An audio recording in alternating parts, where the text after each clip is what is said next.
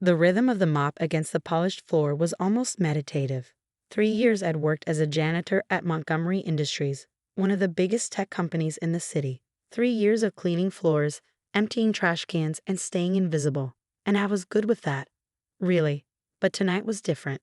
Tonight was the company's 25th anniversary celebration, and for the first time, all employees were required to attend. Even the cleaning staff. "You have to go, Nathan," my supervisor had insisted. Direct orders from the CEO herself. The CEO, my sister Sarah. The same sister who hadn't spoken to me in 5 years. Not since she married Richard Blackwood, the son of a wealthy business family. The same sister who pretended we weren't related every time we passed in the hallways. I straightened my cheap rental suit, checking my reflection in the bathroom mirror.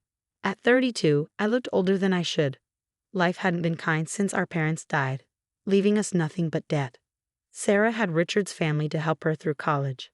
I had a mop and determination. The grand ballroom was transformed for the evening. Crystal chandeliers sparkled overhead, their light catching on champagne glasses and expensive jewelry.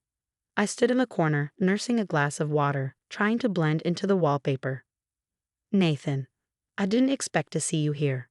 I turned to find Mark from accounting, one of the few people who treated me like a human being. He'd even offered to help me study for my business classes at the community college I attended at night. Mandatory attendance, I shrugged, managing a small smile. "Well, I'm glad you came. Did you finish that financial analysis project we discussed?"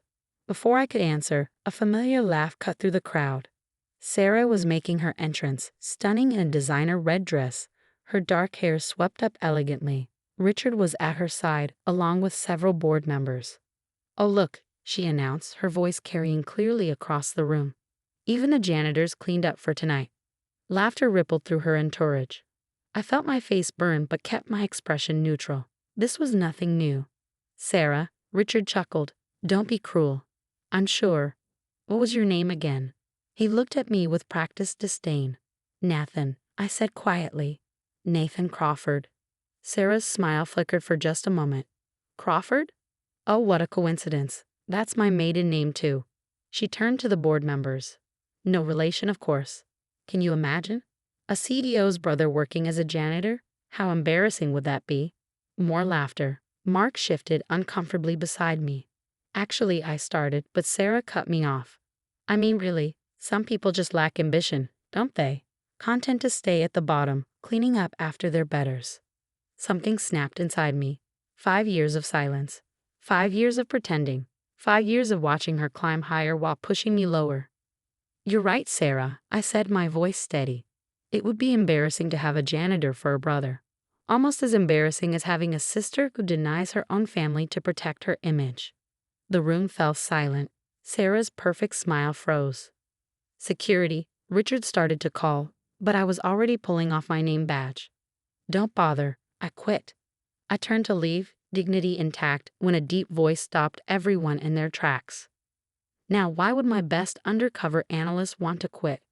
Alexander Montgomery, the elderly owner of Montgomery Industries, stood in the doorway, leaning on his cane. His eyes twinkled with amusement. "You undercover analyst?" Sarah stammered, her face draining of color. "Oh yes," Montgomery smiled, walking toward us.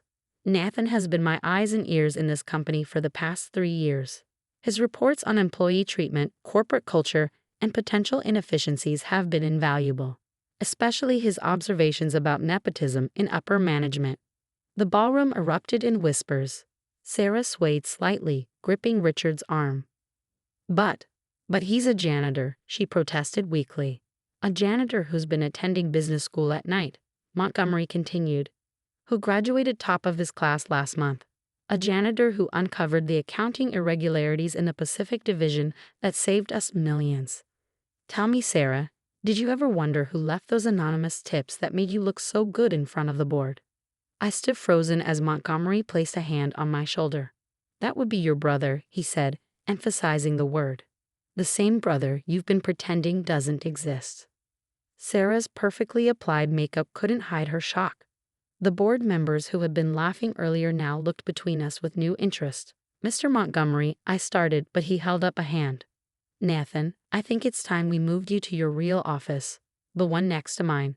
After all, my new chief operations officer needs to be close by. The champagne glass in Sarah's hand shattered on the floor.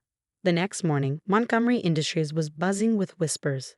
The janitor turned COO story spread like wildfire through every department. But I wasn't there to hear it.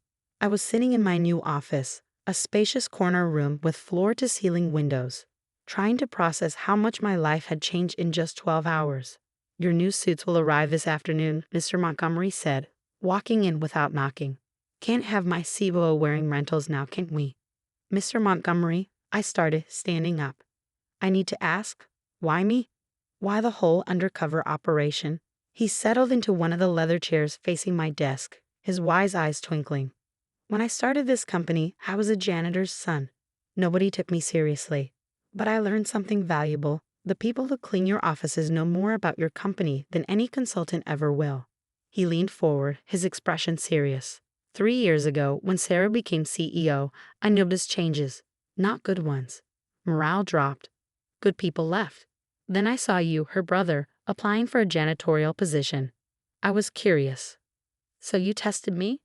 "Every day for 3 years, and you exceeded every expectation." He pulled out a tablet, showing me charts and reports. "Your analysis of our operational inefficiencies was brilliant.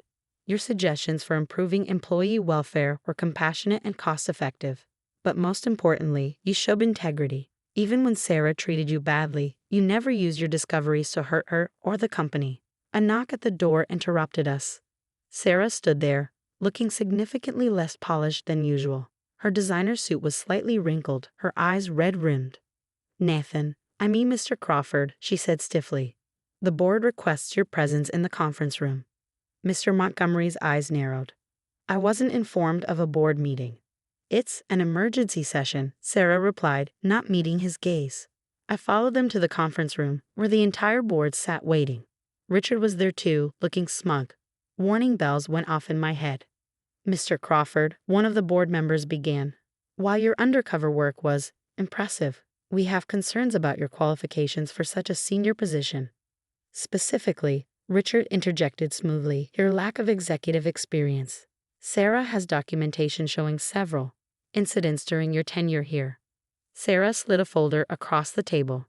Inside were maintenance reports, all doctored to show negligence, complaints that I'd never seen before, and even a few photos of messes that I knew weren't from my shifts.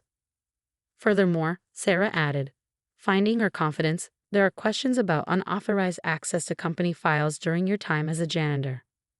I stayed silent, watching Mr. Montgomery from the corner of my eye. He was smiling. That couldn't be good. For them. "Interesting timing, Sarah," he said quietly. "Tell me, when did you prepare this documentation?" We've been collecting it for some time," she stammered. "Really?" "Because according to the metadata on these digital files, they were all created between 2 a.m. and 6 a.m. this morning." Mr. Montgomery pulled out his own folder. "Now let me share some actual documentation." He distributed copies of emails, surveillance footage, screenshots, and financial records. Evidence of systematic discrimination against lower-level employees, unauthorized bonuses, manipulated performance reviews, and he paused for effect, proof that Sarah has been selling company secrets to our competitors. The room erupted in chaos. Sarah jumped to her feet, her face pale. "That's a lie. Richard, tell them." But Richard was already edging toward the door, his smug expression replaced by panic. "Oh, Richard knows it's true," I finally spoke up. "After all, he's been helping her. Those late-night meetings in the parking garage with representatives from Tech Corp. I cleaned those windows multiple times. The briefcase handoffs. I emptied those trash cans." "You were spying on me," Sarah shrieked. "No, Sarah. I was doing my job. Both jobs. The one you mocked and the one you never knew about." Mr. Montgomery stood, his authority filling the room. "The FBI has already been provided with all evidence of corporate espionage. They're probably arresting Richard's contact at Tech Corp as we speak." On cue, 2 men in suits entered the room, badges out. "Mrs. Blackwood, Mr. Blackwood, you need to come with us." As they led my sister and her husband away, Sarah turned to me, tears streaming down her face. "Nathan, please, we're family. Now you remember?" I asked quietly. 5 years too late, Sarah. After they left, the board members sat in stunned silence. Mr. Montgomery cleared his throat. Now then, shall we discuss the company's new direction under our COO's leadership? I believe Nathan has some interesting proposals about employee advancement programs. I opened my laptop, pulled up the presentation I've been working on for 3 years, and began to outline my vision for a company where everyone, from janitor to CEO, had a path to grow, learn, and succeed. But as I spoke, I couldn't shake the image of Sarah's face as she was led away. She'd chosen power over family, and in the end she'd lost both. The day wasn't over yet, though, and the biggest surprise was still to come. 6 months passed in a whirlwind of changes. Sarah and Richard's trial made headlines, CEO siblings, from rags to riches to redemption. The corporate espionage charges were serious, but what really captivated the media was the family drama. Everyone loved the story of the janitor brother who rose to become COO while exposing his corrupt sister. I threw myself into transforming Montgomery Industries. The employee advancement program was my pride and joy, offering education assistance, mentorship, and clear promotion paths for everyone from maintenance staff to middle management. Mark from accounting became my right hand, heading up our new financial transparency initiative. But at night, alone in my new penthouse apartment, I'd look at old family photos. Mom and Dad smiling at Sarah's college graduation. Sarah holding my hand on my first day of school. Where had it all gone wrong? Then came the call I'd been dreading. Mr. Crawford, my assistant's voice crackled through the intercom. Your sister's attorney is here. Sarah sat in my office, a shadow of her former self. Prison hadn't been kind to her. The designer clothes were replaced by simple business attire, the perfect manicure gone, the confident posture deflated. Nathan, she whispered, I know I don't deserve to be here. Why are you here, Sarah? I kept my voice neutral, professional. I'm being released next week. Early release for cooperation. She twisted her hands in her lap. Richard, he was the one selling the bigger secrets. I just wanted to prove myself to his family. They always made me feel like the poor girl who got lucky. So you decided to make everyone else feel small instead. Tears spilled down her cheeks. I lost myself, Nathan. Somewhere between marrying Richard and becoming CEO. I forgot who I was, who we were. She pulled out an old crease photo. Us as kids, me about 7 or 12, building a snowman in front of our tiny rental house. Remember what you said when I told you I wanted to be rich and famous one day? I did remember. I said we'd do it together. You were always the smart one, Nathan. The kind one. I was just better at faking it. She wiped her eyes. Richard's family has disowned me. The divorce papers came through last week. I've lost everything. Not everything, Mr. Montgomery's voice came from the doorway. We hadn't heard him enter. Sir. Sarah started to stand, but he waved her back down. Miss Crawford, I believe you're using your maiden name again. He waited for her nod. Your brother has shown me something remarkable these past 6 months, not just his business acumen, but his capacity for creating second chances. He walked to my desk, placing a proposal document between us. Nathan's new employee advancement program includes a unique initiative, rehabilitation opportunities for white-collar offenders. Entry-level positions, strict oversight, but a real chance to rebuild. My heart stopped. I hadn't told Sarah about this part of the program yet. Of course, Montgomery continued, candidates must start at the bottom. Prove themselves. Earn trust. Sarah's hands trembled as she reached for the document. You mean? There's an opening in the mailroom, I said quietly. 6-month probationary period. Mandatory ethics training. Regular check-ins with a mentor. Who would be my mentor? Sarah asked, hope creeping into her voice for the first time. Me, I replied. If you want it. She broke down then, really broke down. Not the elegant tears of the old Sarah, but deep, racking sobs of someone who'd hit bottom and found an unexpected hand reaching down to help. Mr. Montgomery slipped out, leaving us alone. I moved around the desk and for the first time in 5 years, hugged my sister.